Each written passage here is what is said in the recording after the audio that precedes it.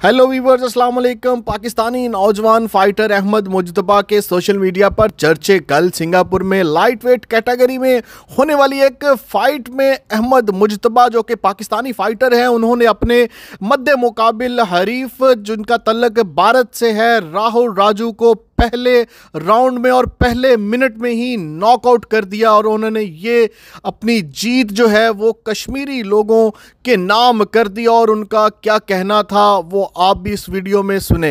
Mushtaba A K. Wolverine, अल्हम्दुलिल्लाह मैंने fight जीत ली है। फर्स्ट राउंड में मैंने अपने इंडियन हरीफ राहुल राजू को नॉकआउट कर दिया है। जैसे कि मैंने आप सबसे वादा किया था कि मैं ये फ़ाइट ज़रूर जीतूंगा, मैंने अपना वादा पूरा कर दिया है। अब देखते हैं कि गवर्नमेंट की तरफ से और लोगों की तरफ से क्या रिस्पांस आता है।